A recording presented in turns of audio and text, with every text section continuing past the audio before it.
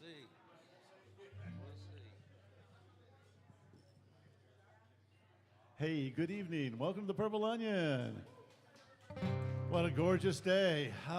Beautiful, beautiful. This is the place to be on a Thursday night. This is the place to be every Thursday and Saturday night with live music. And before I forget, we've got an amazing show this Sunday. About 4 times a year, we do a ticketed Sunday night show. And this Sunday, you may not have heard of Lily Syracuse, but you will. She's out of she's out of the Asheville area now, and she's bringing in one of the best bands in Western North Carolina, a guy named River Gregarian on percussion, Chris Rosser on keyboards, Jake Wolf on bass. Jane Kramer's going to be sitting in on a few songs, and a great guitarist. So that's a Sunday night show. Those shows start at 7 p.m. The doors open like at 5:30. It's a ticketed show. You can reserve it online, but I highly encourage you to at least check that out. And the Sunday night shows here, it's a little bit different. You know, we have a lighter menu. We set up chairs and all, and it's really a lot of fun. But enough of that. How many people here have seen this guy over to my left? Yeah, I figured you might have 1 or 2 fans. Yeah, but they're a hat act tonight. We got the cat in the hat. Yeah, there you go. Isn't that cool? We got the young cat in the hat. This is Eli, because you all know Howdy, Michael guys. Reno, and Joan was she let the cat out of the bag. That they've known Eli since he was 11. So, and it's amazing. He's only 12. Yeah. So I got to hear them as a duo here last November when I ran sound for them. So you're in for a big old treat tonight. We got the Starry Tip book up here. Yeah, there's a cover. You can do a little bit more. It's not a bad thing. They got to get back to Morganton eventually. So yeah, it's available. And I know this is a good listening audience tonight, but we do ask you to, while they're playing, just try to, keep the conversation levels at a reasonable level. So, hey, let's hear it for Michael Reno Harold with Eli on the side.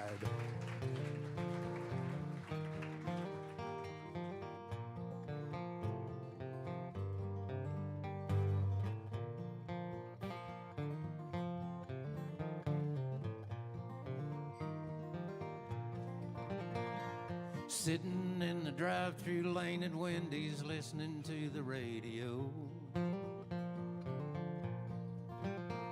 It's 32 degrees and they're calling for this rain to turn to snow. I got one good wiper blade, a cup of coffee, and 100 miles to go before I feel your loving arms or taste your sweet lips kissing me hello. Well, I'd have been home by now, but the van ran out of gas on 26. The gauge is broken. Yeah, I know you told me that I ought to get it fixed. Got the Appalachian Mountains yet to cross in what they call a wintry mix. So say a prayer for me in this old van. The tires are getting pretty slick. Say a prayer for this old pilgrim out here on the road tonight. Say a prayer for all the children who have no one to hold them tight. Don't forget about the soldiers and our loved ones who've gone on. And then say a prayer for peace and that we all make it safely home.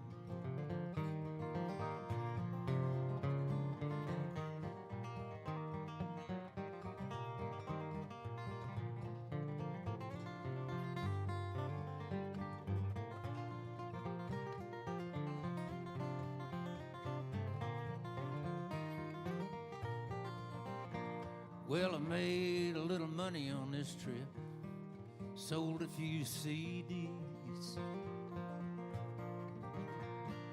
made some new friends out in Texas, saw some old friends here in Tennessee. admit the snow looks pretty in the headlights shining on the trees.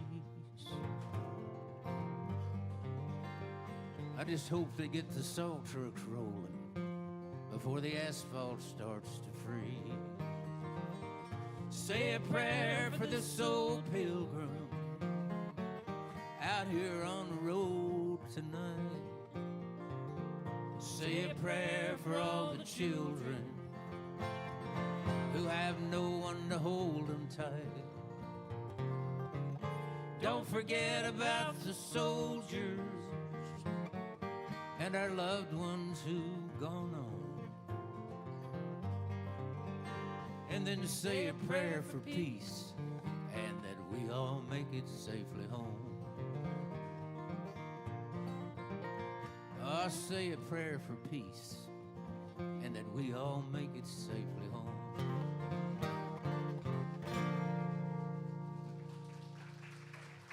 Thank you very much.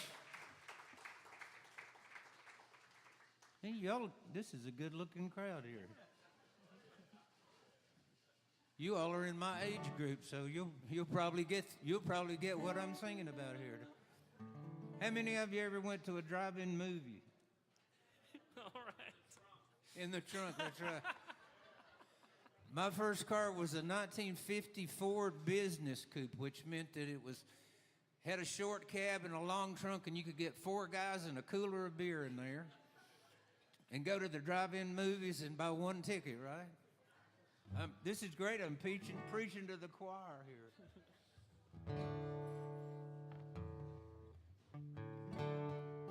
So we're going to do you a song that's got a lot of things you might recognize in it.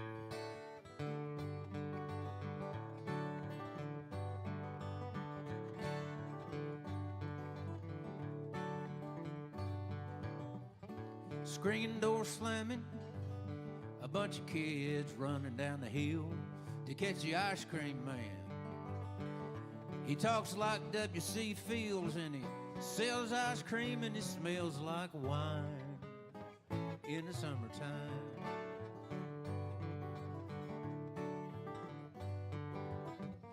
A grape knee high and a can of sardines,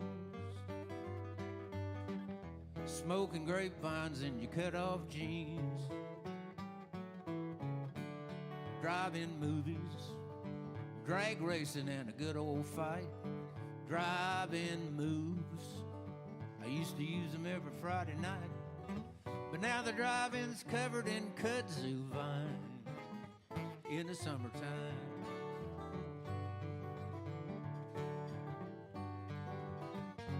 Honeybees around a cantaloupe stand, water skis and a ceiling fan, little white flowers on a big blackberry vine, long cool showers, RC and a big moon pie, lawn chair naps are so sublime in the summertime.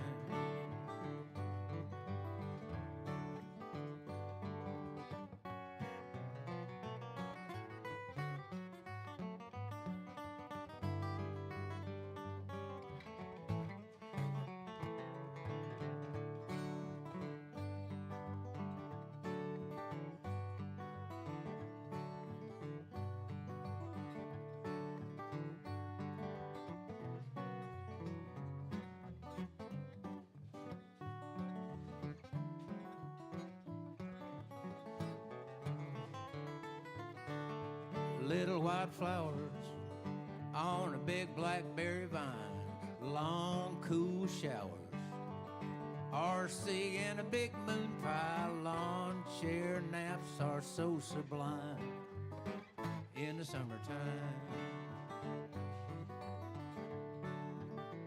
In the summertime. In the summertime.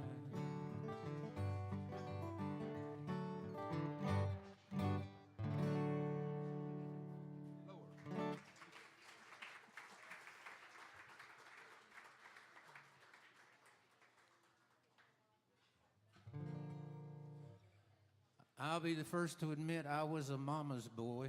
This one is too, right here. Yeah.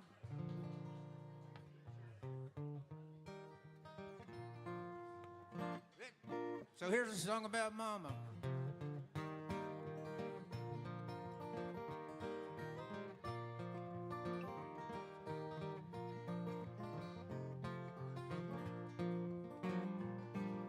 Mama had a clothespin between her teeth. She was reaching for the corner of a twin bed sheet. A whole week's laundry on the line when she heard the doorbell chime. It was the Avon lady, Leanne Brewer, bringing Mama's Avon order to her. Had lipstick and a little perfume, then coffee in the living room. It made Mama's day, little things like that. All it took was a Tupperware bowl or a Rubbermaid placemat. She'd drive to the Woolworth 5 and dime just to ride the escalator, and kept a half a gallon of peach ice cream in our old Kelvinator.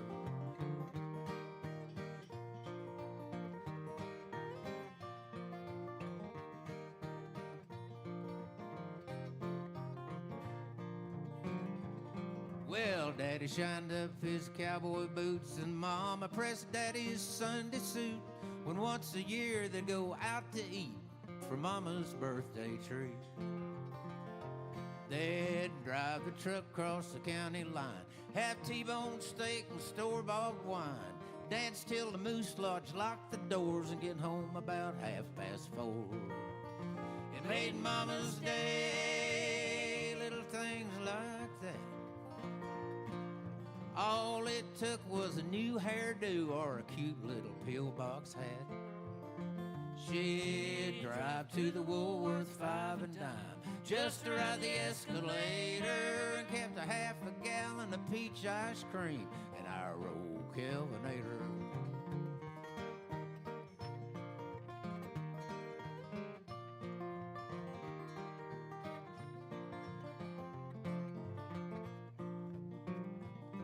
And then Mama got sick with a female matter, so Daddy'd sit by her and he'd look right at her, then he'd sneak out back and smoke a cigarette, praying underneath his breath. Well, she couldn't do nothing 'cause the doc wouldn't let her, so Grandma stayed till Mama got better. We all chipped in and Daddy bought flowers, and it made Mama grin for hours.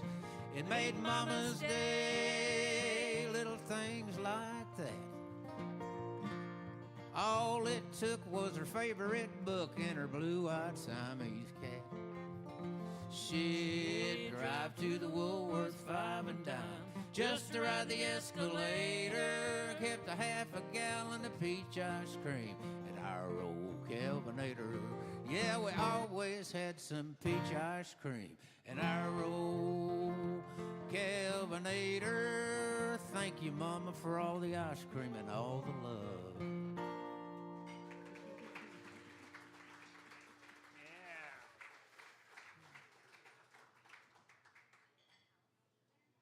Well, thank you all so much for coming out and supporting live music here. In the town so small it only has one side of the street. We're going to do our version of the national anthem here.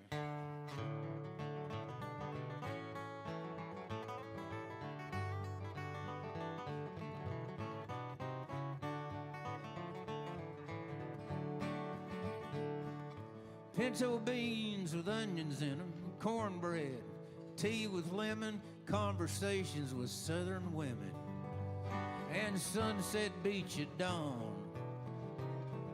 Dirt road dust between your toes, okra grows in long green rows, and 50-foot coils of garden hose stretched out across the lawn.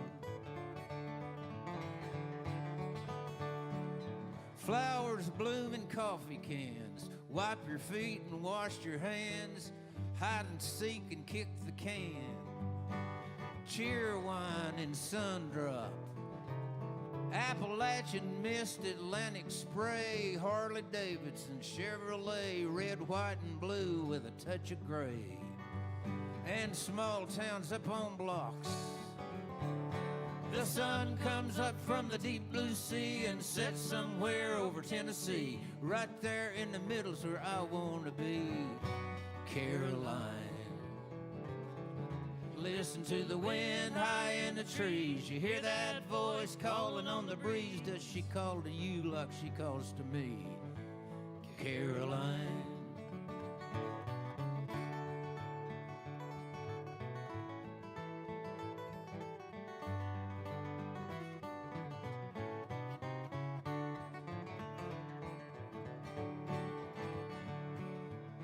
Piano in the living room, Bible school the first week of June, Union Grove and fiddle tunes, Rock of Ages and Chimney Rock. Black dirt, red dirt, rocky, sandy, Barney, Opie, Aunt B, Andy, moonshine and homemade candy, Earl and Merle and Doc. The sun comes up from the deep blue sea and sets somewhere over Tennessee. Right there in the middle's where I want to be, Caroline. Listen to the wind high in the trees. You hear that voice calling on the breeze. Does she call to you like she calls to me, Caroline?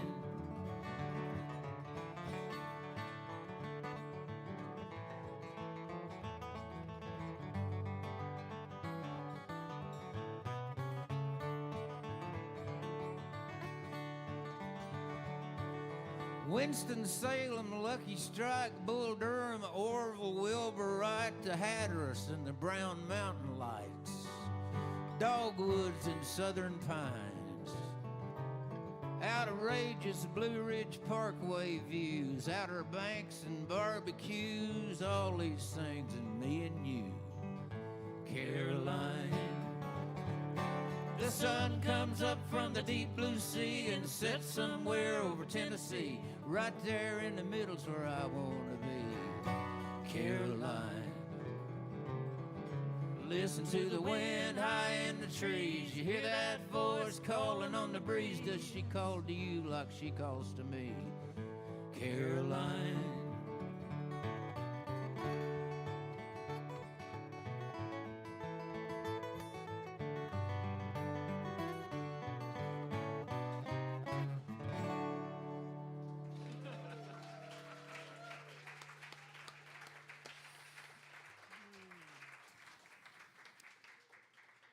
Eli Lauren on the guitar and vocals. Thank you, guys. Yeah, I met Eli when he was 11, and he was this good then.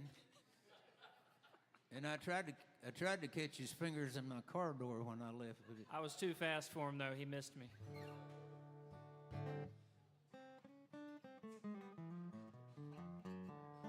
we're gonna, since it's, I don't know how hot it was up here today, but down where we're from, it was warm. So we're gonna do you a cool weather song here.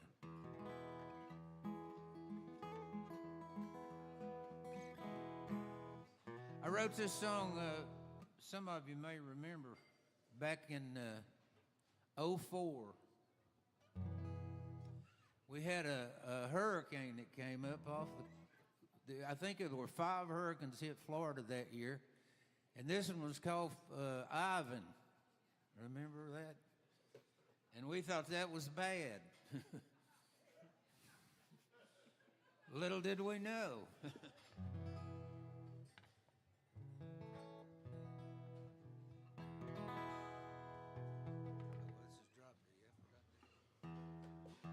Anyway, this is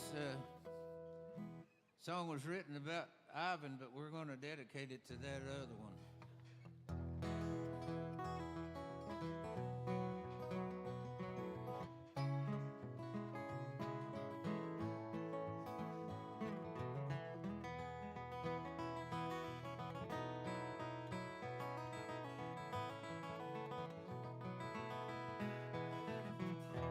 Well, it rained every day for a week.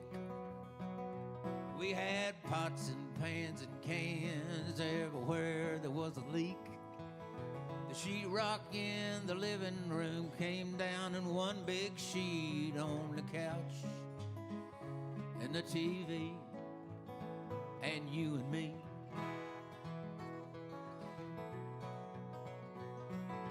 I tell you what we need to do. Remember that above the clouds the sky is always blue. And if I was a betting man, I tell you what I'd do, I'd bet it all on me and you.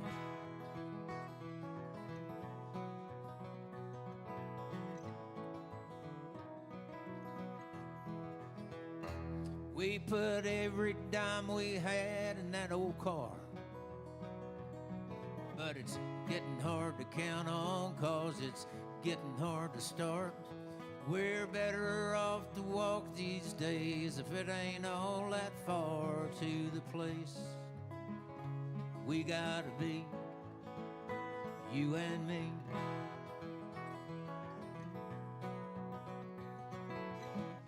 I tell you what we need to do. Remember that above the clouds the sky is always blue. And if I was a betting man, I tell you what I'd do, I'd bet it all on me and you.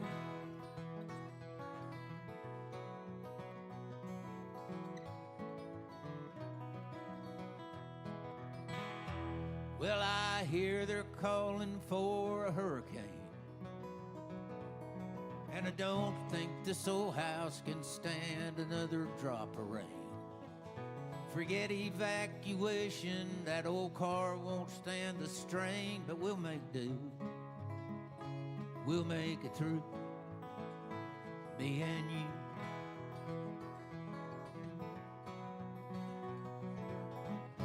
I tell you what we need to do. Remember that above the clouds the sky is always blue. And if I was a betting man, I tell you what I'd do, I'd bet it all on me and you.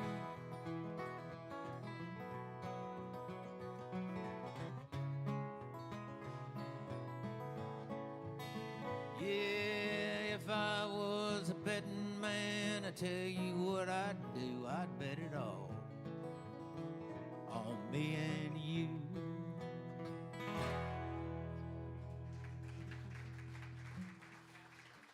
Nice. Frozen.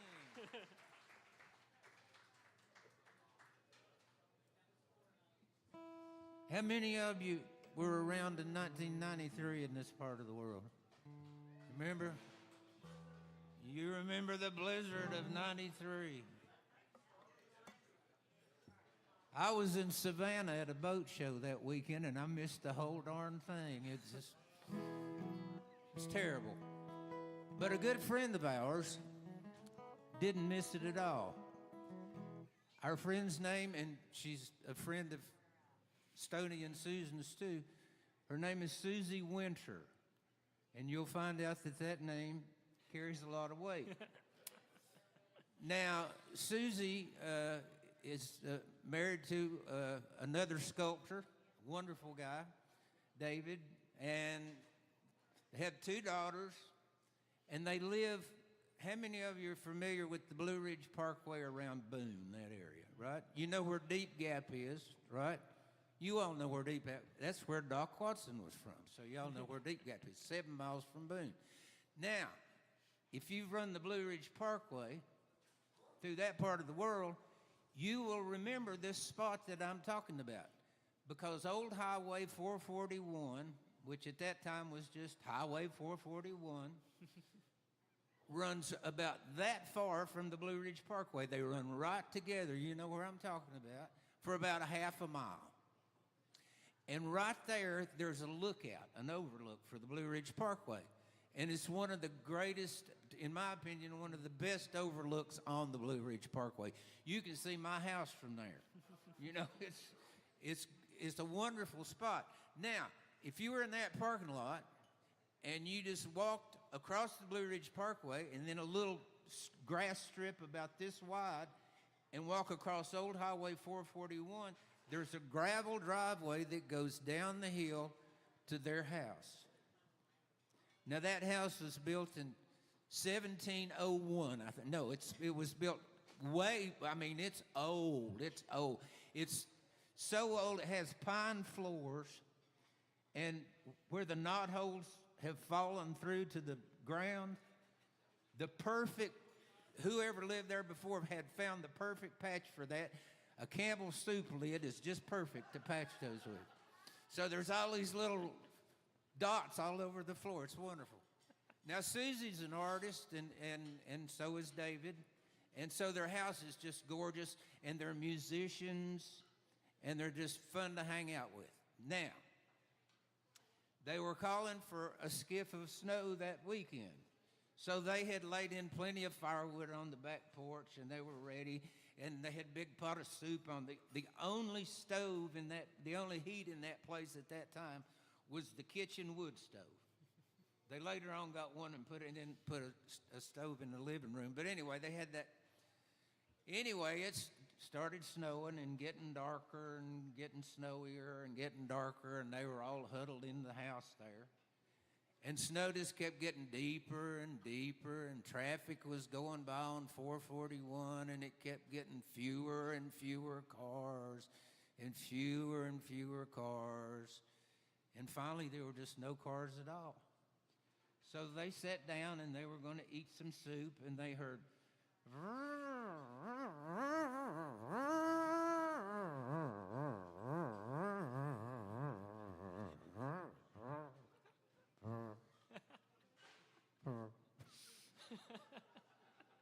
well, they looked out the window, and there was a car trying to push snow because there was almost 3 feet of snow on the road now. So David said, oh, my God, we've got to rescue those people. So he put on all the clothes that he had, and off into the night he went with a lantern, and he hadn't gone far before they couldn't see him at all. So here's the 3 girls at the window waiting for David. The headlights are on that car up there shining on the snow. And a few minutes later, here they come. David in the lead, holding the hand of a man behind him, holding the hand of a man behind him, holding the hand of a man behind him. They were 3 county deputies that had been to Raleigh down there to some sort of meeting and decided, by God, we're getting home because it's going to snow. Well, that's how far they made it. They spent 4 days there. Putting more water in the soup, right? Well, luckily they had music and they had games and they had a wonderful time. And so 3 years ago they had their 30th reunion. So this is their song.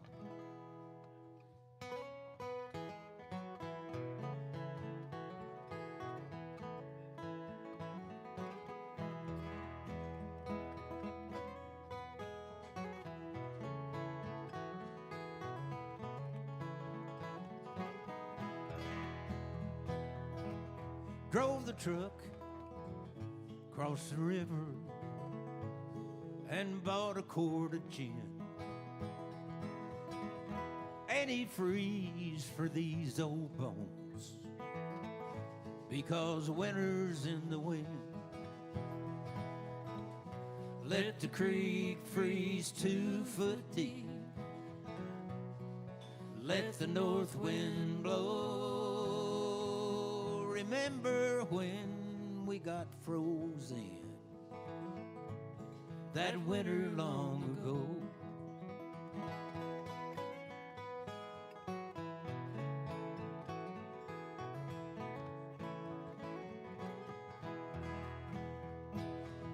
I got a pickup load of split red oak and stacked it by the door.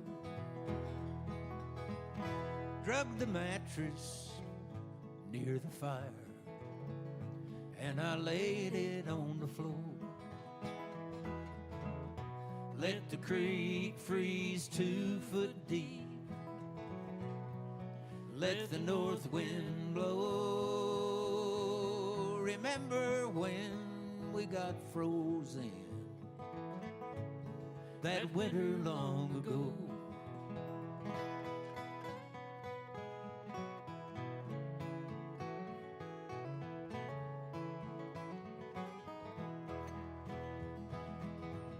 You and me in '93, it snowed for 5 days straight. We read Thomas Wolfe in the afternoons, and we danced the nights away. Let the creek freeze 2 foot deep, let the north wind blow. Remember when we got frozen that winter long ago.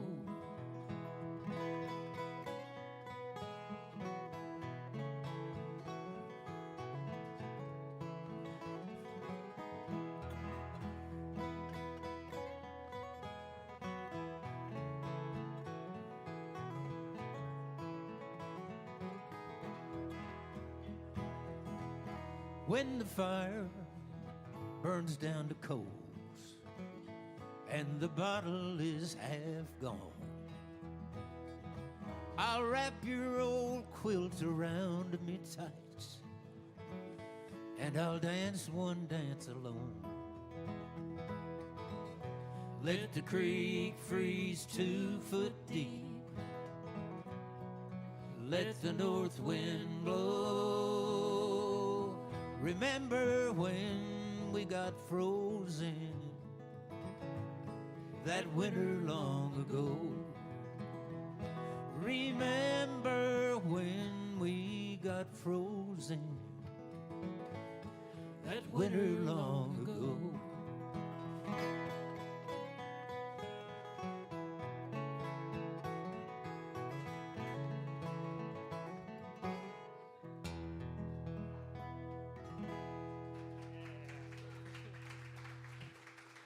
Thank you very much. What are we doing? Sound a good bell.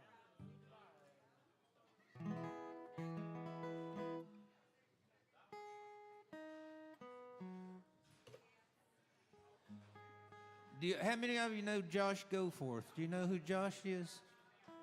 You should. He's a great storyteller. Peter knows him. He was David Holt's sidekick for about 20 years. His family's from Madison County. He's a ballad singer and plays 20 different instruments, and I hate him. But he and I do a lot of shows together because we do storytelling together and we play music together. And we do a Christmas show every year and all over the East Coast. And last year we were doing our Christmas show in Indianapolis, Indiana. And we did that song because it's a good winter song for Christmas.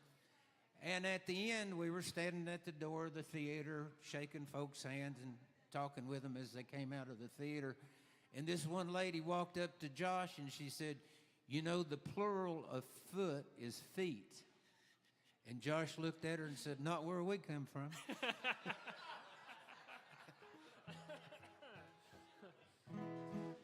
And amazingly enough, we've been invited back next year. So, what do we do?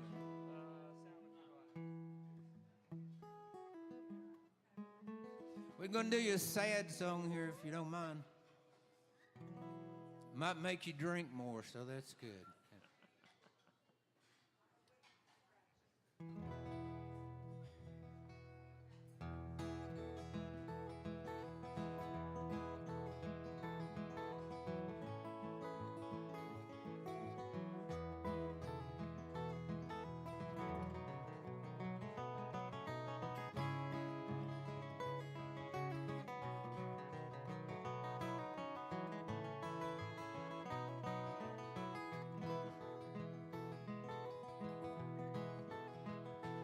She's standing on the front porch looking at the moon, singing the words of a sad old tune about a lonesome whippoorwill too blue to fly.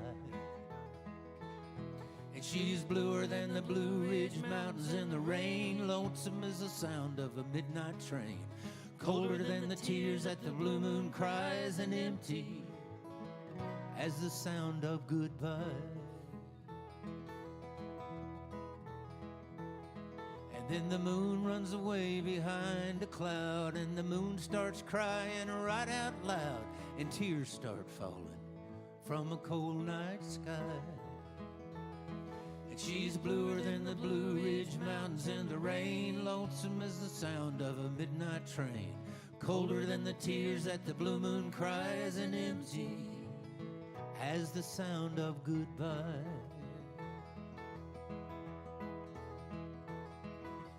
All she needs is the lonesome sound of a freight train whistle leaving town to blow what's left of her heart away, and down she'll come like the Blue Ridge rain.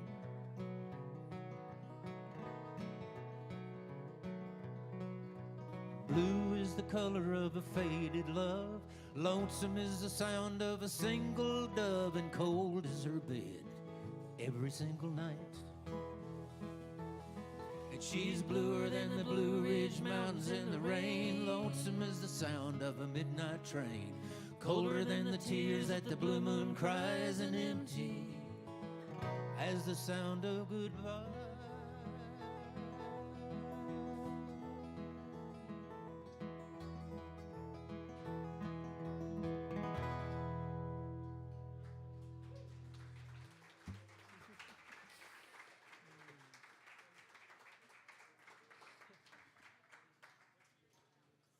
Those of you who have heard me before know that my family's from Buncombe County. We're from a place called the Milk Sick Cove.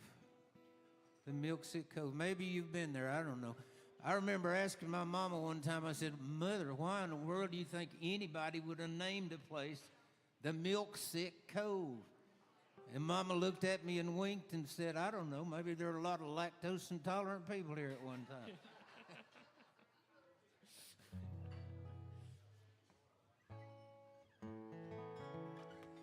I always hung out with the old guys when I was a kid. When I was 10, I thought I should have been born in 1878. Now I feel like I was. You know? When I was 10, my two best friends were 40 and 80. Sam Burton was 40 and Stover Mason was 80, and I was 10. And anytime those two guys, they were real, honest to God, Blue Ridge Mountain people, I tell you what. Sam had been in 7 island invasions in the Pacific during World War II. And when he came home, he said, that's it, I ain't going anywhere else. And he never left the county again, as far as I know, except once he went to Canton. Now, Stover was a traveling man. Everybody in my family cut timber. That's all there was to do back in those days, you know, back in the late 1800s and early part of the century. Some of you may know and some of you may not. Those guys clear-cut these mountains back then at the turn of the century because all them people up north wanted furniture made out of our wood. Well, Stover was a timber cutter. My granddaddy cut timber, and his daddy owned a sawmill. So, I mean, they cut a lot of timber. Well, my grandfather was one of 12 children, 6 boys and 6 girls. And he was one of the older ones. And he had his youngest brother was 18 and had just gotten married about the time they cut all the timber. And now Stover he was well read. 2 years before that, he'd gotten on a train in Candler, North Carolina, and rode to the coast of Washington State and cut timber for a year and came back and said, boys, he said, if we move to Washington State, they'll never cut all those trees out there. And, of course, nobody wanted to go out there except this young boy that was looking for something to do because he'd just gotten married. And he kept asking Stover, he said, tell me about that timber out there in Washington State. Are they hiring people? He said, son, they can't get enough people to cut trees out there. He said, if you can run your half of a crosscut saw, they'll work you to death out there. He said, well, I really want to go out there. He said, but tell me more about it. And he kept asking Stover about it, and Stover told him everything he knew about it. And finally, the boy said, let me ask you. Stover said, stop it. He said, shit, let's just go. So the boy had saved up his money and bought a used T-model Ford, and in 1916, Stover Mason and my granddaddy's brother and his young wife got in that T-model Ford and drove from Candler, North Carolina to the coast of Washington. And I asked Stover one time, I said, how long did it take you? He said, 7 years.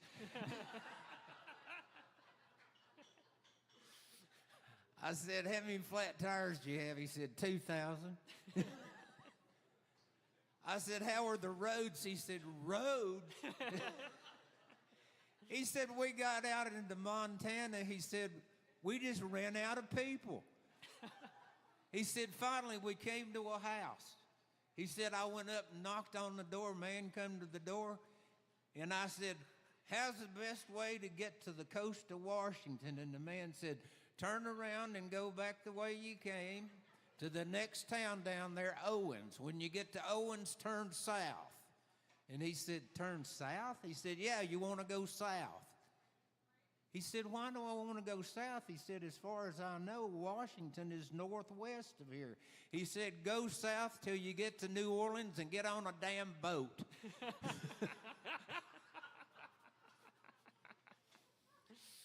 Anyway, they made it to the coast of Washington, and there's still a branch of my family on the coast of Washington out there. They stayed. Stover stayed and cut timber that year, and then he went to Alaska and cut timber for 3 years. Well, he was the first person I'd ever known that had ever been to Alaska. I said, what was it like in Alaska? He said, cold. And rainy most of the time in the good weather. I said, he was kind of a rounder, he was, you know. I said, did you get in any trouble out there in Alaska? He said, oh, I spent one night in the Who's Gal. I said, what'd you do? He said, I rode my horse into a beauty shop. I said, they arrested you for that? He said, no, they arrested my horse for trespassing. I just spent the night with him. But he came back and he spent the rest of his life in the Blue Ridge. And of course, I was crazy about all those old men, so.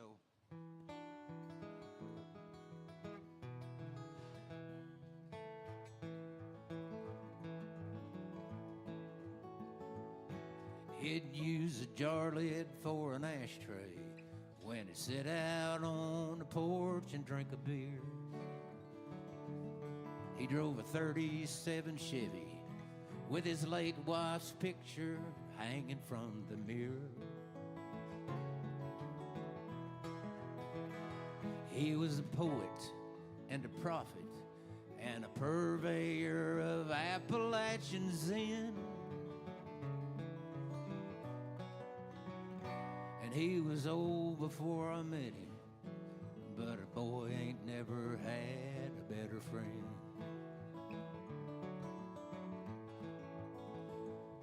I was 10 when he turned 80, but he always was a kid deep down inside. He'd pull up in the yard and holler, come on, boy, let's go take us a ride. We'd watch blacksmiths turning horseshoes, go to stock sales and watch pocket knives trade hands. Then we'd eat filling station hot dogs. Nah, boy, ain't never had a better friend.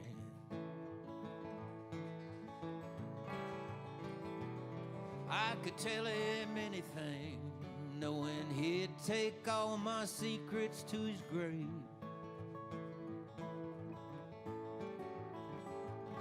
He loved to pick the guitar, and I loved every song he ever played.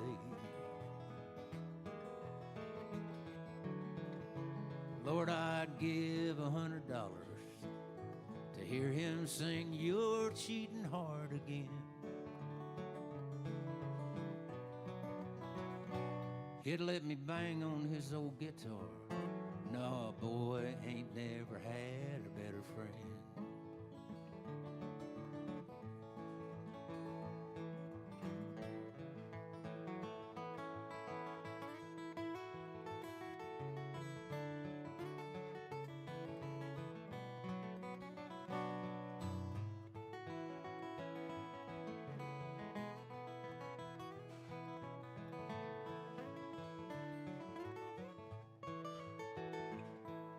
When I turned 17, I packed up my guitar and I lit out. I was off to find what Woody Guthrie had written all those songs about. I was somewhere in Montana when my old buddy's road came to an end. I sang so lonesome I could cry, 'cause the boy ain't never had a better friend.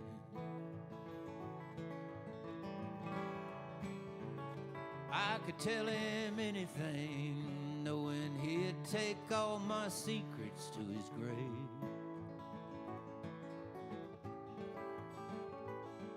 He loved to pick the guitar, and I loved every song he ever played.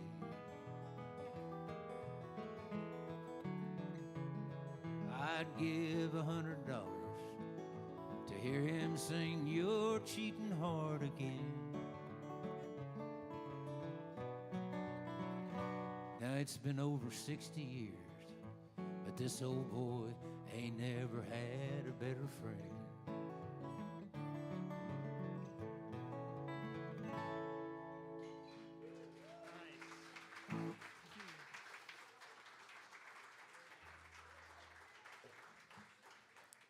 Now Stover and Sam there was a third one that fox hunted with us every once in a while.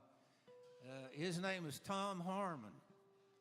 Now Tom originally lived on the farm that his family had owned since the early or mid 1700s. And he planned on staying there till the day he died, because everybody in his family had stayed there till the day they died. Their graves were all on the hill above his house. Unfortunately, this took place in the Roosevelt administration. And it was on land that was destined to become Fontana Lake. So one day there was a knock on the door, and the man told him, "You're going to have to leave." And he said, "I ain't leaving. Why would I want to leave?" And the man told him, he said, "Because before too long, this place is going to be underwater." And he said, "I don't see how that could happen." Well, he found out how it could happen. He was forced to leave and leave everything behind, and of course, just what he could carry. And he moved to Buncombe County, North Carolina, and became good friends with Stover and Sam. And he was a good storyteller too, and I got lots of his stories I could tell you. This is a song about what happened to him.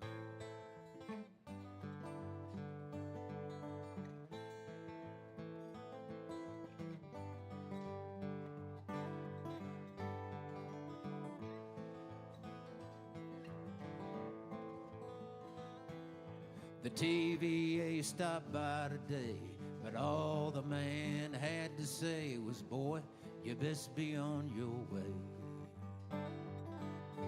The water's rising." I said, "The river's half a mile down there. It never got this high that I'm aware." The TVA said, "We don't care. The water's rising." Soon this dirt will all be mud. They've dammed a river, they've stopped its blood, caused an everlasting flood. The water's rising.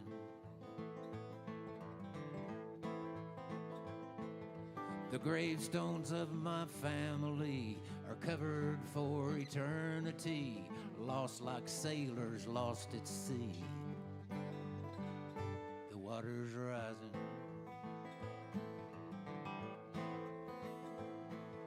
Climbing higher every night, the mailbox just went out of sight. What we've got here is a losing fight. The water's rising. Hydraulic electricity don't mean a doggone thing to me if I'm not where I'm meant to be. The water's rising.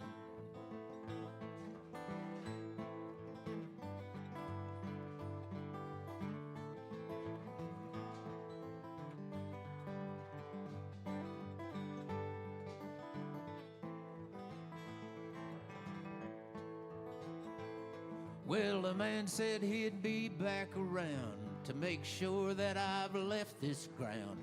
Me and the river both are damned. The water's rising.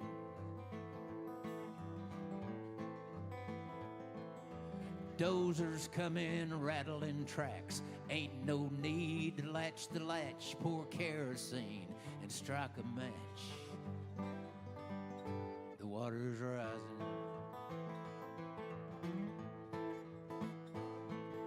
The common good public domain. The politicians drink champagne. The little man waits in the rain.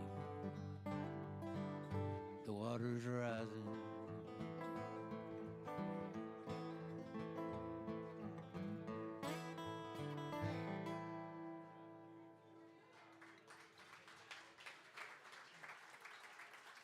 Tom Harmon.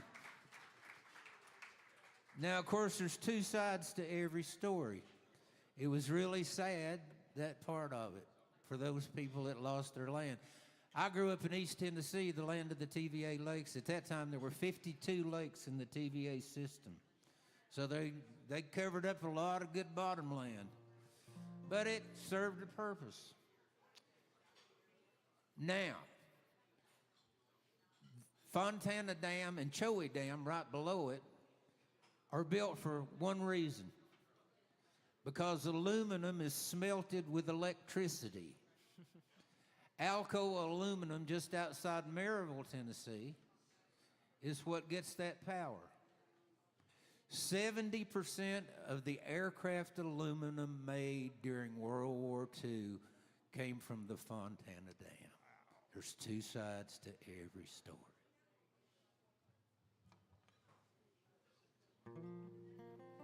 Now, Stover and Tom Harmon and Sam Burton were all fox hunters.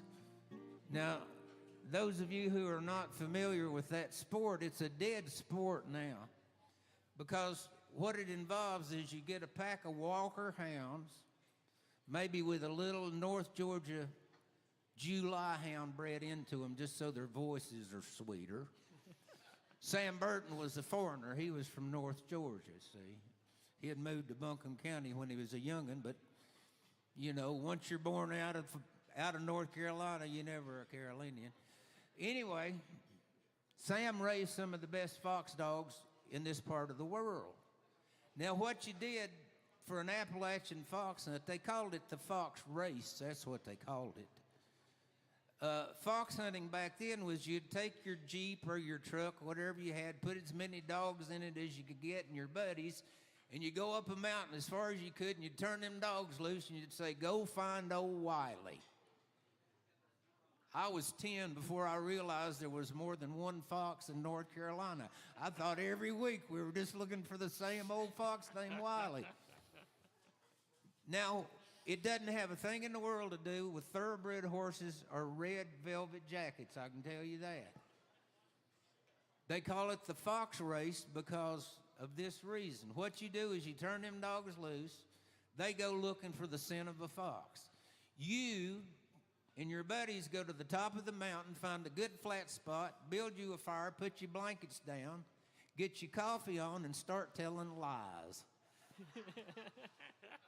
To see who can stretch the truth the furthest without it snapping. It was wonderful. Now what happens is, you sit there and you just drink coffee and tell lies until one of the dogs strikes the scent of a fox. And then the fox race starts. Now, the dogs are not racing the fox. The dogs never catch the fox. Chances are the dogs never see the fox because the fox is in his backyard and he knows where every hole there is. And he's just leading these dumb fox dogs just anywhere he wants them to go. Now, foxes are smart, smart, smart. Y'all know that. Stover used to tell me stories about there used to be this old fox that he called Wiley back when he was a young man fox hunting. He said there was never a dog got close to him. He said it was the smartest fox in the world. He said one time that dog would lead that fox would lead the dogs down a long split rail fence all the way down to the bottom. And then he would just jump on top of that fence and run it all the way back up to the other end and get off. And the dogs would follow that fence to the end and go, where'd he go? Right. Stover swears this is true. He said, I was sitting on the creek bank fishing one time, being real quiet. He said, and across I saw a fox come walking through the tall grass. And in his mouth he had, where a sheep had rubbed up against a log, had a piece of wool in his mouth. He said that fox eased himself into the water there and just kept backing in and getting down lower and lower and lower in that cold water. He said, and then I could see him. Fleas started running up his neck. He said he got his head down like that, and when all the fleas got on that ball of wool, he just ducked his head down and let them float downstream.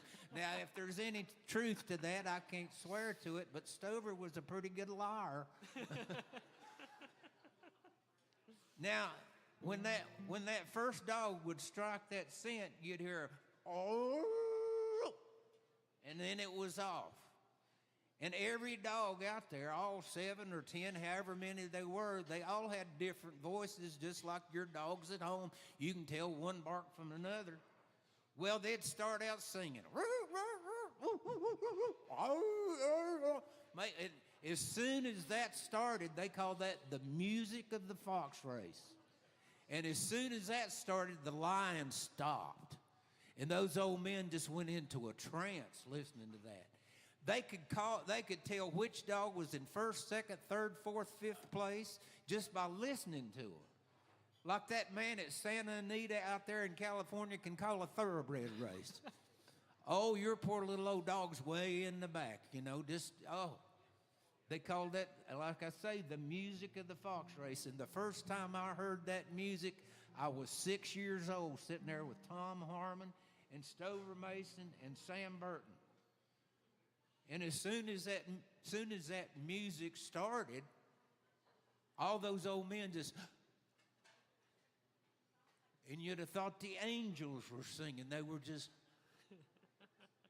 and I was sitting there looking at the 3 men thinking, what in the world's happened to these people? And Sam Burton looked down at me and he said, how do you like that music, Michael? And I said, I can't hear the music for your dogs barking. But I tell you what, it became my favorite song in the world.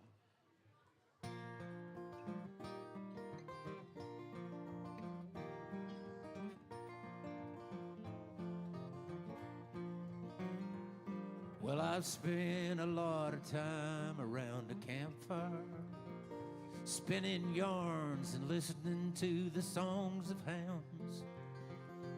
And I spend a lot of time around tall buildings. And I don't mind telling you what I have found.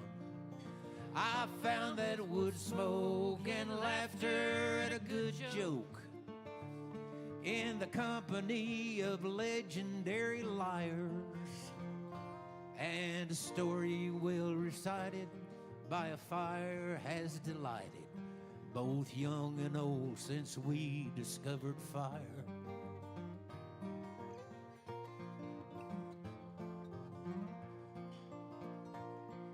was me and Sam and Stover and Tom Harmon round the fire with those old men when I was a kid. And their stories on the wind like leaves of autumn. Then Stover said, son, you tell a story. And I did. 'Cause I knew that wood smoke and laughter and a good joke in the company of legendary liars, and a story well recited by a fire has delighted both young and old since we discovered fire.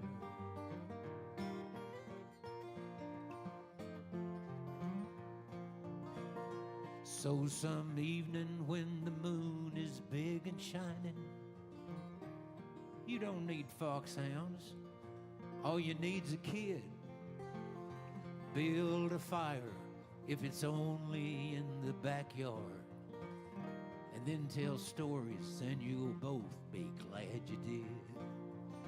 You'll find with wood smoke and laughter and a good joke, you too can be a legendary liar, because a story well recited by a fire has delighted both young and old since we discovered fire. Anybody got a match?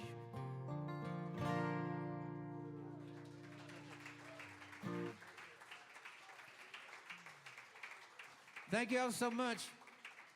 We're going to take just a really short intermission because I know how old my bladder is. And we'll be back in about 10 minutes. Y'all make yourselves comfortable, and we'll be back and do you a few more songs. Thank you so much for listening.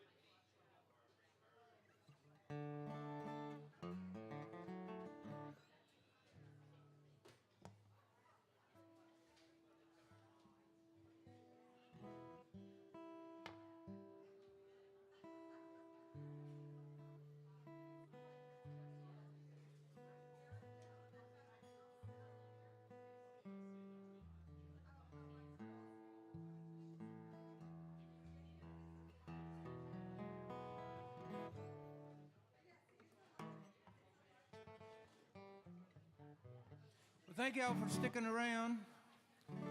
We'll do you a few more tunes here. If you got any requests and we know them, if I wrote them, we'll try them.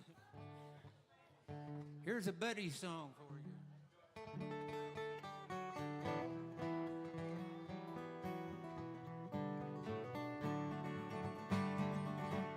We were gonna go to Mexico,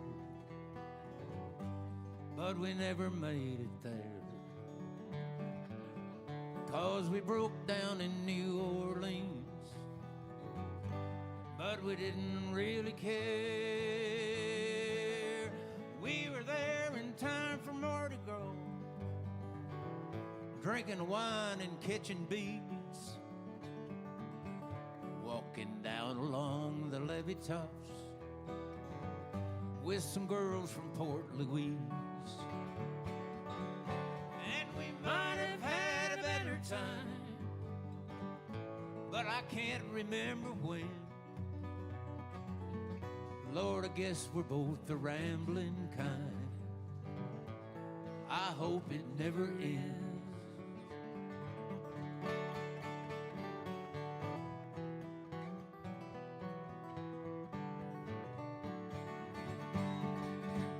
Every week it was a different job. Every month another town. Friday nights along the roaring streets, Sunday mornings coming down.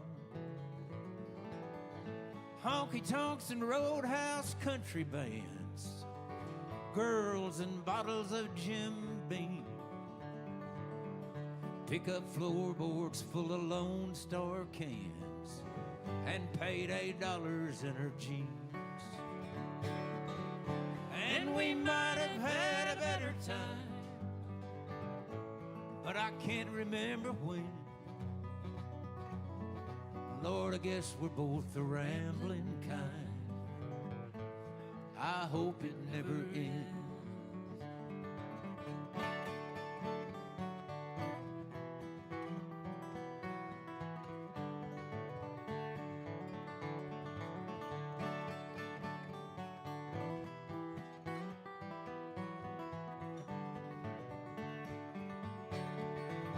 Now days roll by like some old railroad cars, and summers spin like roulette wheels. I who'd have thought we'd ever get this far, and still around for the next deal. I guess we ought to let the wheels cool down. We could probably stand to sit a while, but there's still another 1,000 towns and still another 1,000,000 miles. And we might have a better time somewhere around the bend. I guess we're both the rambling kind. I hope it never ends. Yeah, we might have a better time somewhere around the bend. I guess we're both the rambling kind. I hope it never ends.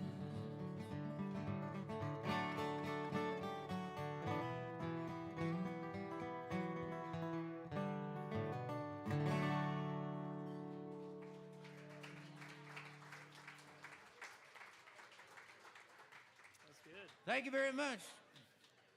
I think I can't keep up with it, but I think I've played in 44 or 45 states, and I played in Texas quite a bit. I don't know why, because they don't need me in Texas. They got plenty of music in Texas without me, but they've been kind enough to put up with me over the years. I was doing a tour of Texas. I started out with the Houston Folk Society, and I was moving my way east. And there was a lady who used to be the staff director for the Kerrville Folk Festival in Kerrville, Texas. And she had booked me some shows out in Tyler and out in the east end of Texas out there. And she and her husband lived in a great big 200-foot long motorhome that cost as much as this town probably. I don't know. It was big, I know that. But they lived in a retirement community where her mother lived, had a house there. And they had just a big concrete slab with a hookup for their motorhome, and they lived in it when they weren't traveling. They just parked it right there, and that was home. Well, when I got there, I had a little Class B, Joan and I did. Mine was 21 feet long. And she said, just park there on the slab, because her husband was gone to this chili cook-off in this place called Terra Lingua. If you've all ever been to the Big Bend, you know where I'm talking about. Little ghost town. There's nothing there but a few little rocks stacked together and a saloon, you know. I mean, anyway, they're having this chili cook-off. Now, there's something about Texas chili. Who can tell me what it is? There are no beans in chili. And barbecue is not pig, right? No pig. Anyway, so we did, I don't know, 2 or 3 shows. And she said, now, my husband's coming in. His name's Gano. Gano's coming in Sunday, so if you would move your motorhome, just move it over onto the gravel, and you can still play plugged in, you know, stay plugged in. And then I was leaving out the next morning, headed back home. Well, here comes this motorhome about literally as long as this room here, it seemed like, and pulled up and stopped.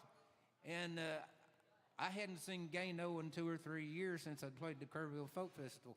So anyway, I went in the motorhome, and we were sitting there talking, and I said, she said you'd been to a chili contest at some place called Terra Lingua. I'd never been to Terra Lingua or Alpine or any of those places down there at that time. And Marfa, right? I got some good Marfa stores. Another town so small it just has one side of the street, right? Anyway, I said, I hear you've been to a chili cook-off. He said, yeah. I said, were there many people there? And he said, about 40,000. Cool. And I thought he was kidding. No, they're serious about their chili in Texas, evidently. 40,000 people camping out. I said, did they have music? And he had the program. Now, the program was about that big and about that wide and about that thick, and it was 4-color slick. I mean, like National Geographic quality. And I opened it up, and it was just, there were like 16 bands. Every band had a 2-page display of them standing in front of these $10 million tour buses, all decked out in cowboy outfits that cost as much as my motorhome. And I said, all these bands were there? And he said, oh, yeah. I said, I never heard of any of these people. Where do they play? And he said, in Texas.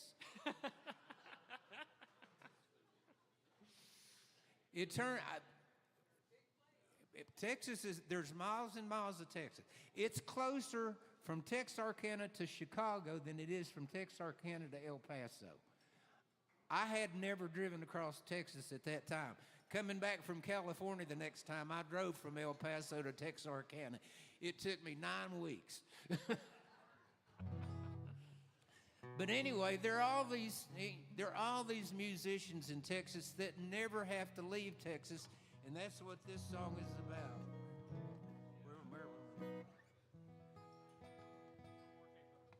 One more cable. Oh, it's stopped this way. Yeah, that's right.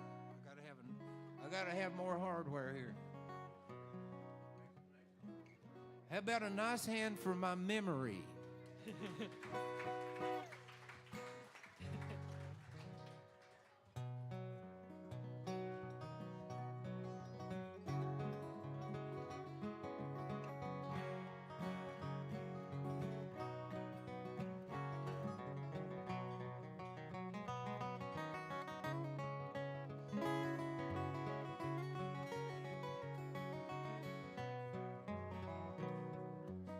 A lot of miles and pretty good money. His songs were good and his jokes were funny. And his guitar stayed in tune. Riding around in an old Ford van, we're pretty damn close to a damn good band. A a lot of howling at the moon. Well, people loved to hear him sing Jimmy Dale or Jimmy Dean, just any old Texas song. Well, he could make them laugh or bring them to tears, make them dance and drink warm beer, and he could do it all night long. Texas music's all he was and all he ever really loved, except for Molly and Colleen. He'd hawk his guitar, sell his boots, but he never would have put down roots, except for Molly and Colleen. Pick it, son.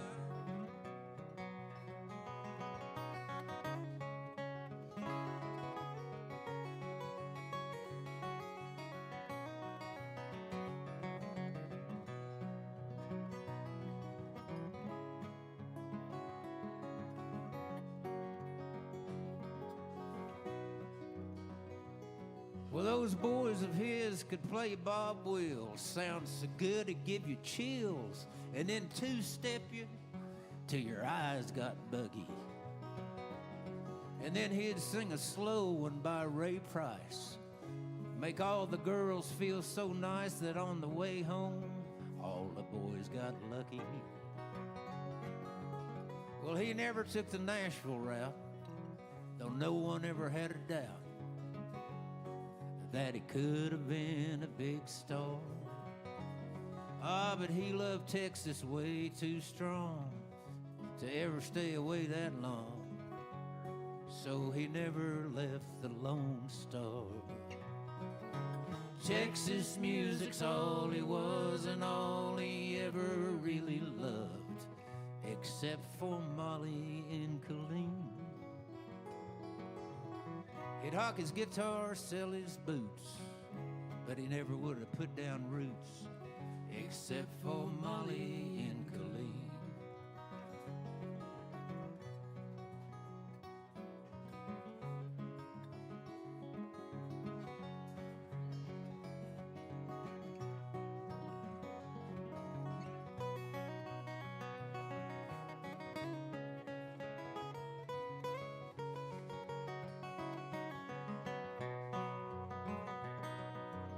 There's a honky-tonk just west of town. When he quit playing, it shut down. People all just stayed at home.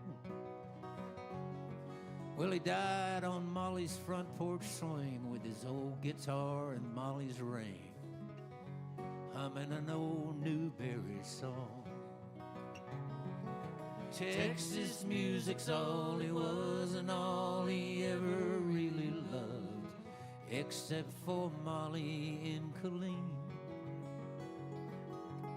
He'd hawk his guitar, sell his boots, but he never would have put down roots, except for Molly and Colleen.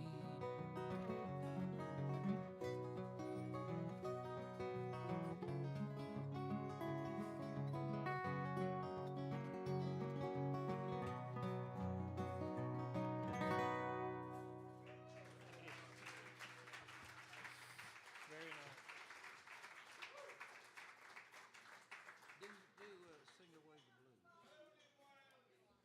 All right.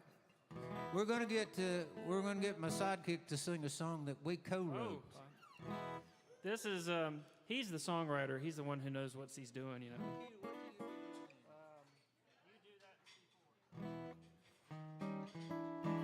But I gotta change outfits for this song. Requires different equipment. Hang on. Okay. There we go. Okay.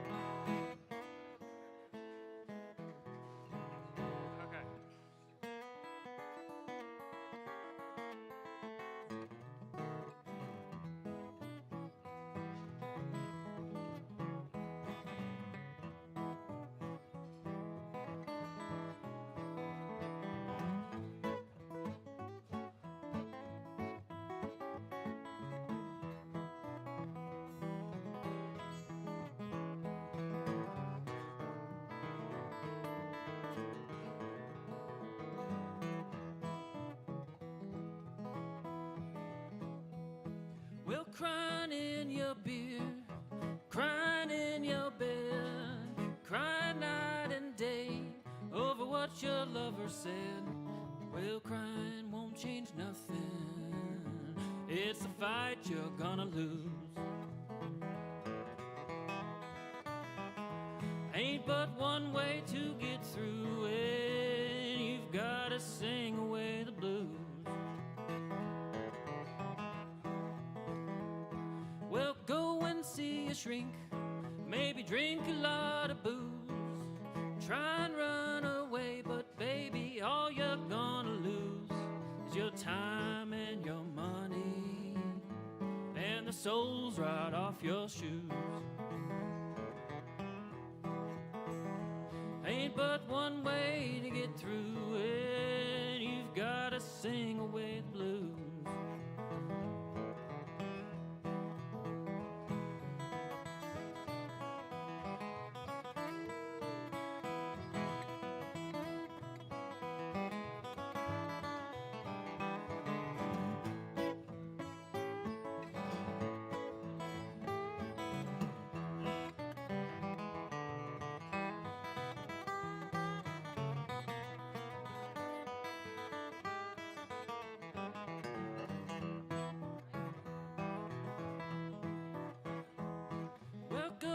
See a shrink, maybe drink a lot of booze. Try and run away, but baby, all you're gonna lose is your time and your money, and the soles right off your shoes. Ain't but one way to get through it. You've gotta sing away the blues. Well, go and find a room at the dark end of the street. Get a straight back chair, baby, have yourself a seat. Now all you need's a guitar. It's time you paid your dues. Ain't but one way to get through it. You've gotta sing away the blues. Ain't but one way to get through it. You gotta sing away the blues.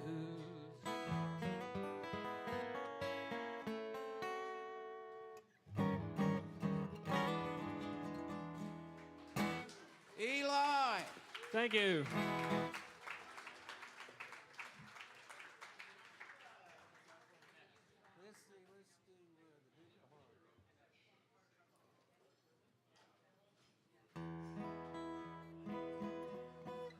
I started out, I joined a folk trio when I was 14 years old. My dad and mom just gave me to these two boys. They were 3 years older than I was. And so from the time I was 14, I was playing fraternity parties. It was wonderful. I didn't know what I was singing about, but it was fun. Worked with those guys for about 3 years, and then they got day jobs, and I never did. But we'd been playing, we were living in Morristown, Tennessee at that time, and we'd played a fraternity party down at the University of Tennessee in Knoxville. And so about 3 o'clock on a Sunday morning, we were coming back in our tour bus, Volkswagen 4-speed. Charlie was asleep in the back. How many of you ever tried to sleep in a Volkswagen bus? It's near impossible. You got to be really tired. Charlie's asleep in the back. David's driving with one eye open. I'm sitting in shotgun. We stop at the red light in our hometown right on Main Street. We're only a quarter mile from the band house. We're almost home.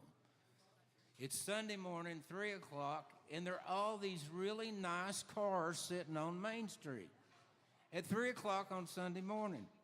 And I'm thinking, what's going on? Well, right on the corner of Hill Avenue and Main Street is the Commerce Bank.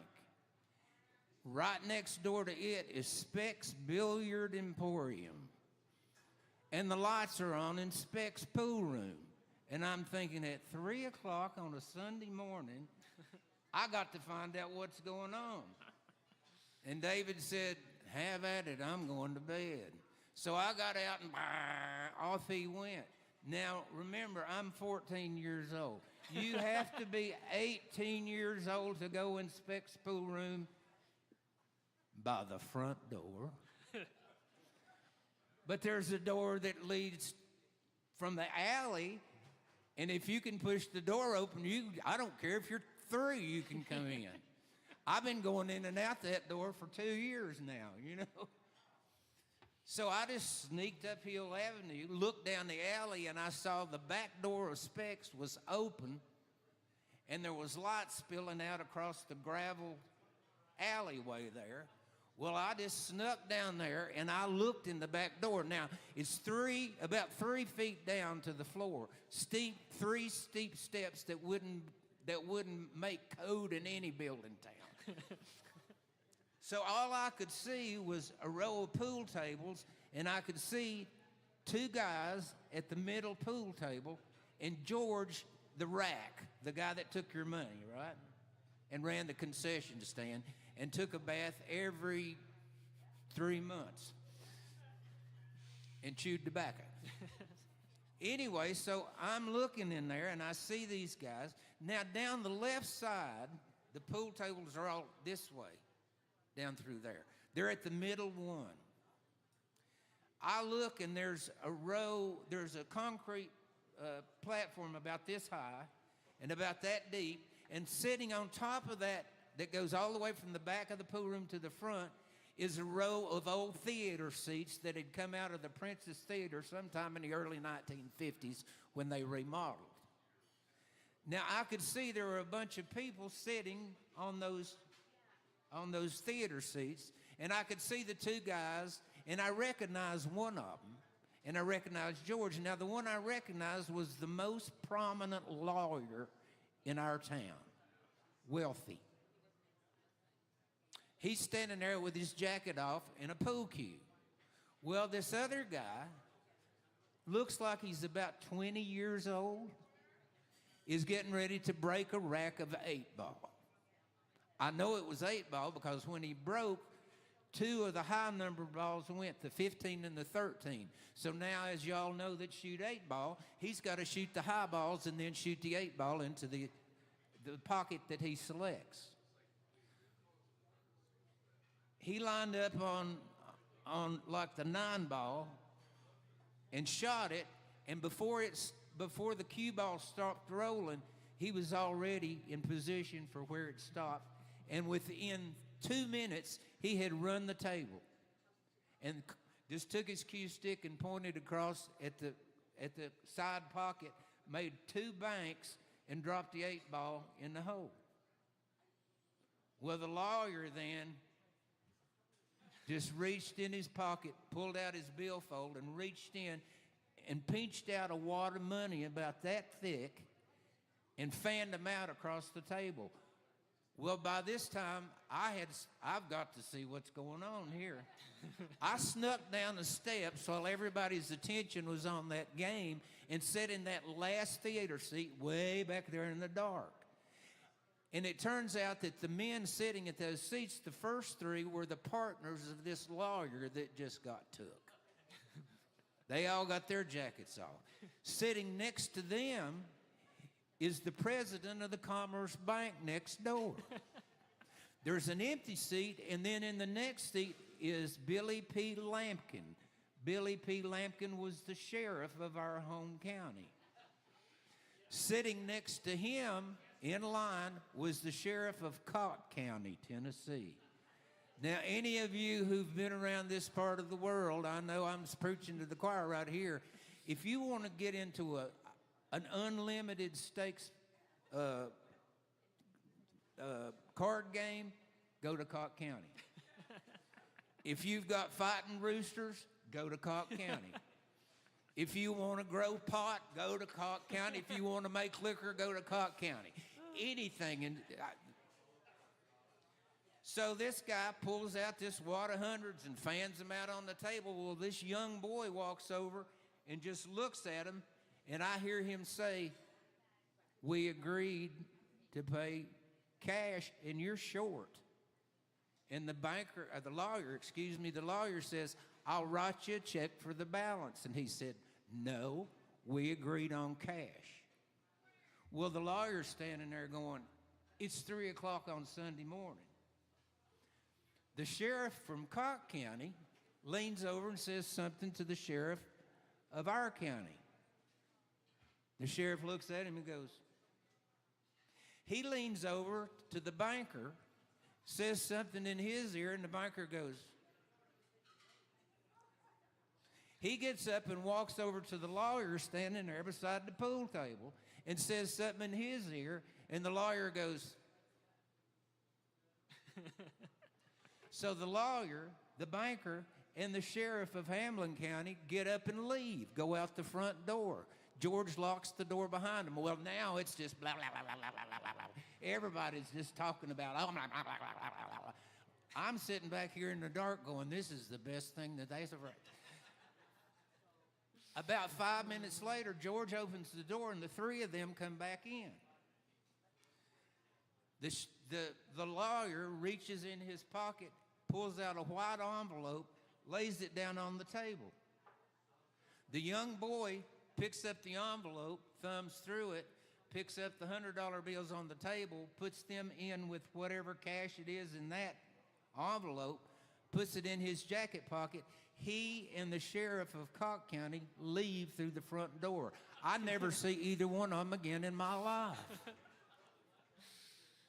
But you can bet your bottom dollar right here tonight, ladies and gentlemen, that at 9 o'clock on Monday morning, young Michael Reno Harrell was standing at the back door of Specs when it opened.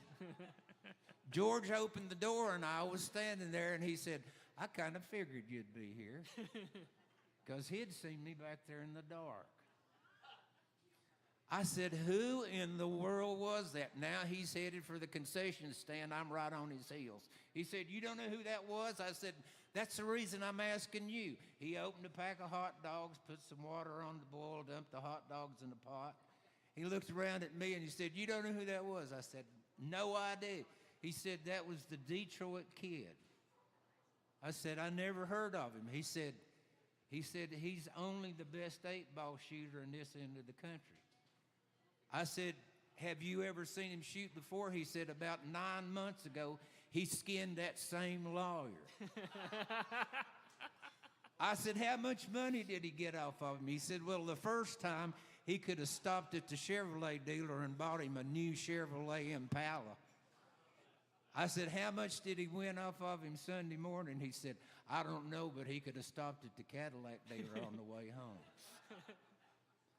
I thought, how does a 20-year-old boy get to be that way? I said, how in the world did this kid learn to shoot like that? He said, the only thing I know is he's not from Detroit. I said, well, I could tell when he was talking to that lawyer, he talked like me. He said, as far as I know, he's from somewhere in the hills of Kentucky. And I thought, how does a boy from the hills of Kentucky at 20 years old learn to shoot 8-ball like that? And then I thought, well, hell, you're a storyteller. Make something up.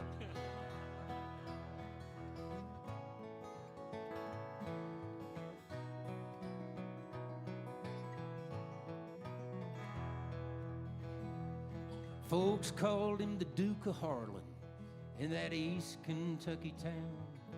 He was a sure enough cue ball cracker, the best 8-ball shooter around. He'd tear the filter off his Winston cigarettes, then mix 7-Up and Gilby's gin, and shoot pool all night by the jukebox light and listen to Loretta Lynn.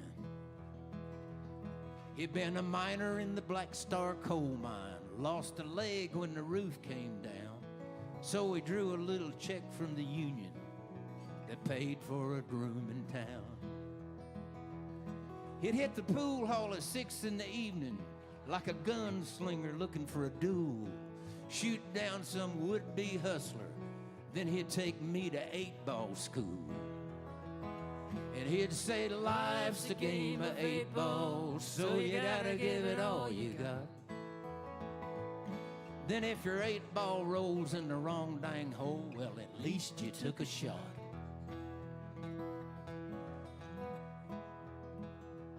Then one night he said, that's all I got. So here's what you need to do. Go to Detroit City, where they shoot high dollar pool. 'Cause if you want to make a living with a cue-stick, boy, well, it's time to get down to it. And shooting Detroit pool will be a mighty hard school, but 1,000 games might do it. Come sun up, we took my old truck to the Rock House Ridge up there. Sit around with the windows down and we breathed the mountain air. Then he handed me his cue-stick case, took a shot of Gilby's gin and said, may the infidel give Detroit hell. And then he winked at me and he grinned and he said, life's a game of 8 balls, so you gotta give it all you got. Then if your 8-ball rolls in the wrong dang hole, well, at least you took a shot.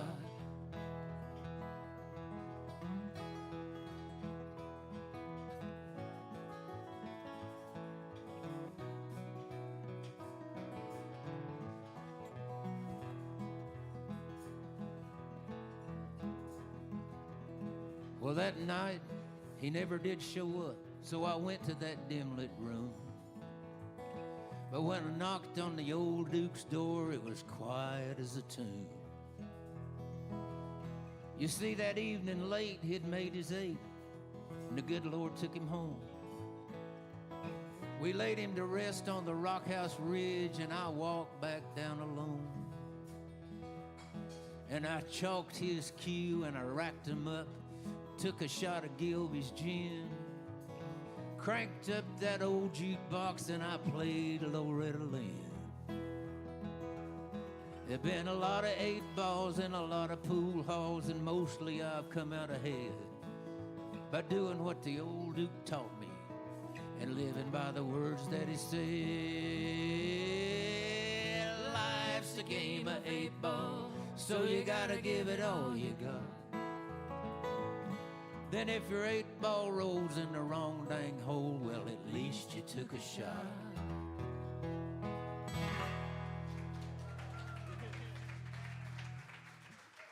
Let's do Ben just a little and we'll quit. Y'all have been a wonderful audience. Thank you so much for coming to eat at the best restaurant in North Carolina.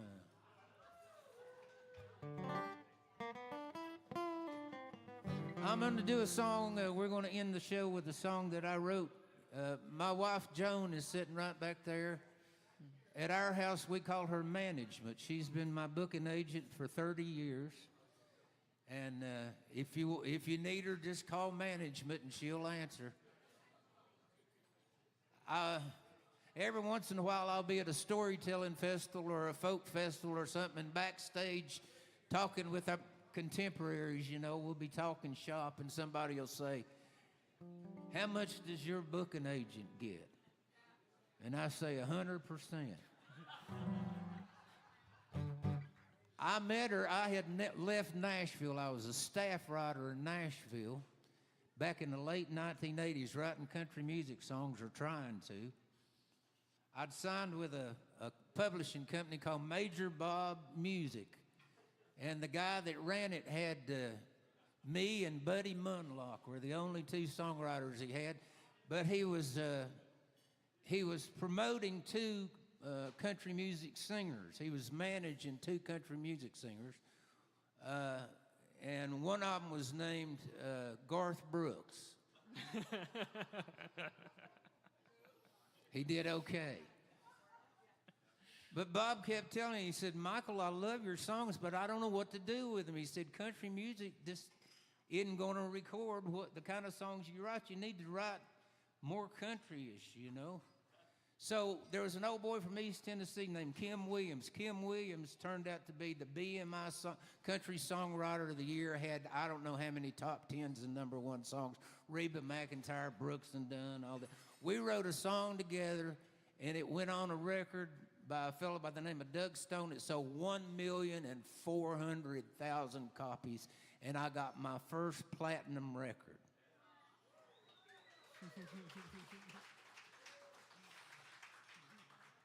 which turned out to be my last platinum record. And finally, Bob said, Michael, he said, I love your songs. He said, you need to be singing your own songs. I said, I've been trying to sing my own songs for 40 years. People don't want to hear me sing my songs. He said, you're going to the wrong places. I said, you don't know what you're talking about. Then I went to work for a graphics company, and that girl was in my room, and I would hear her talk to customers on the phone, and we were selling decals, truck decals that go on the side of big trailer trucks. And she would call up some purchasing agent, some girl at some trucking company somewhere, and say, hey, Charlene, how you doing? It's Joan at Admark. How's Buffy? Buffy was her cat, who last week had been sick, evidently. And they'd talk for 5 or 6 minutes, and she'd say, oh, by the way, I just wondered, do y'all need any new decals? And she'd, well, yeah, as a matter of fact, we do. And I thought, I want her. And so I worked real hard, and we've been married 30 years. 30 years. And she's still taking all my money. But in the office we were in, there was this other girl who's still a great friend of ours, and we're going to see her this coming month. But she was married to an old boy that was just rigid. You know what I'm talking about? Just rigid. Just everything had to be perfect. Couldn't settle for anything that wasn't perfect. So I'm going to leave you with the song I wrote for him. 2, 3, 4.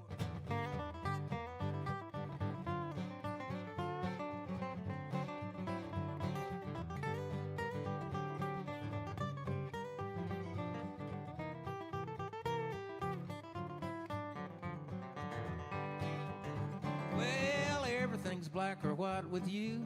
Everything's either false or true. Everything's either yes or no.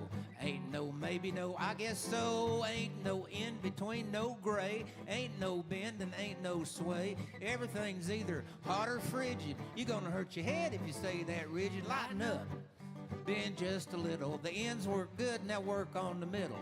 Go with the flow, roll with the punch. Float like a leaf on the tide. Forget about where you're going and enjoy the ride.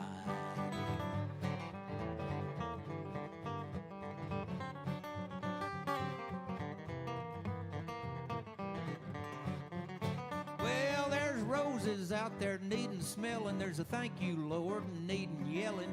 Just haul off and get a little crazy. Won't hurt nothing just to be a little lazy. I'm a firm believer in getting it done.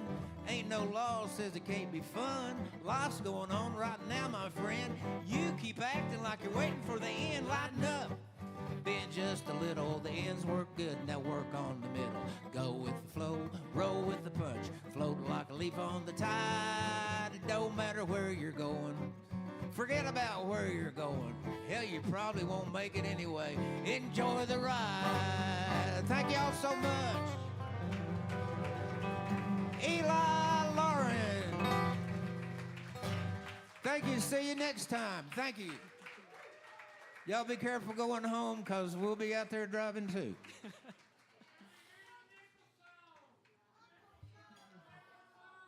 Nickel song? You know what? I'm hearing there's a little demand for an encore. We got, you know what? It's Thursday night at the Purple Onion. We usually go till 9, but it's Michael Reno Herald tonight. Yeah, let's do it. Come on, Michael.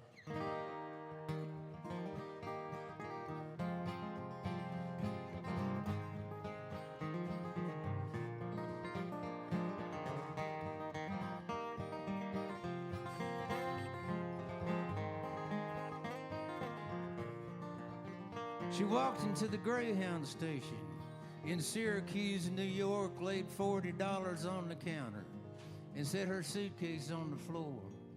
And the man said, can I help you? She said, all I want to know is I've got $40. How far south will that much go? And he said, well, little lady, it looks like you're in luck, because you can ride to South Carolina for under 40 bucks. And he pointed to a poster that said special of the week. $39.95 one way to Myrtle Beach. So she bought herself a ticket. and she turned to walk away, and she heard the man behind the ticket counter say, "Ma'am, you forgot your change. This 5 cents belongs to you." She said, "When you're as broke as I am, what's a nickel gonna do?" And he said, "This nickel ain't worth nothing for all that it'll buy. But with it, you can stand up straight and look folks in the eye. 'Cause if you never lose this nickel, you never will be broke. And you'll never be a loser if you never do lose hope."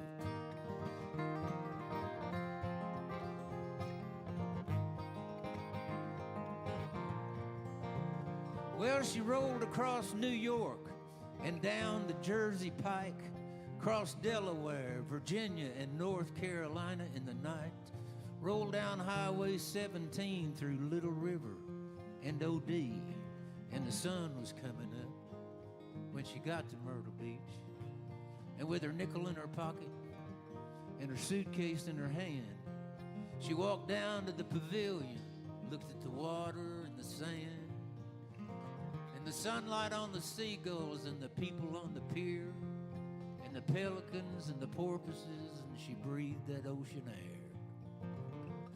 And her past just blew away on that cool Atlantic breeze, and for the first time in a long time, she felt at ease. She called her mom, Colette, from a pay phone that first day, and her mom said, "How you doing, hun?" And she said, "Mom, I'm okay. Ain't got much, but it's enough. And I'll come out ahead." And she held on to her nickel. And to herself she said, "This nickel ain't worth nothing for all that it'll buy. But with it I can stand up straight and look folks in the eye. 'Cause if I never lose this nickel, I never will be broke. And I'll never be a loser if I never do lose hope."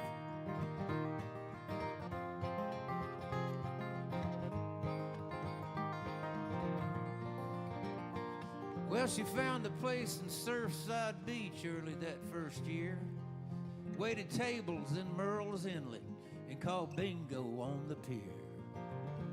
Made a lot of friends and somehow made the rent. The money came real hard, but it sure was easy spent. And by the first part of September, all her friends had gone. Oh, but she didn't want to leave. She decided she'd stay on. She worked part-time through December at a family pantry store. They laid her off on Christmas Eve. They didn't need her anymore. So she drew her unemployment, $40 a week, while her rent was $100 a month. And still she had to eat, and sometimes it came right down to that nickel laying there. And she held it tight. She'd recite those words just like a prayer. "This nickel ain't worth nothing for all that it'll buy. But with it I can stand up straight and look folks in the eye. 'Cause if I never lose this nickel, I never will be broke. And I'll never be a loser if I never do lose hope."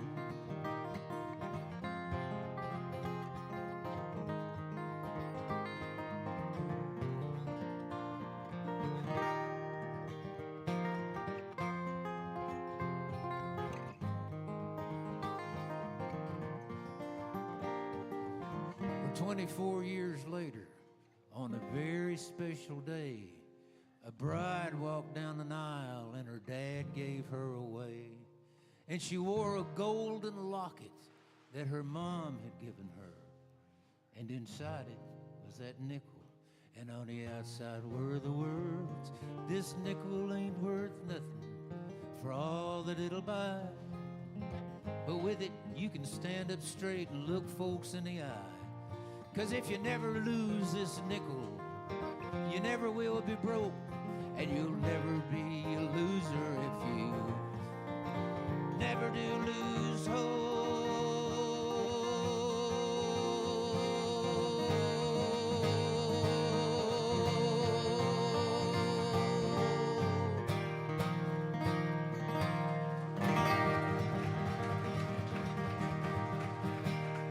Thank you all so much. We appreciate you hanging around. I've got some of my artwork up here. I do commissions. I draw portraits. I draw thousands of grandchildren. I draw anything you want. And I think we may have some merchandise. I don't know. But come up and shake and howdy. Anyway, it's great to see y'all, and we'll see you next year, I hope. Thank you.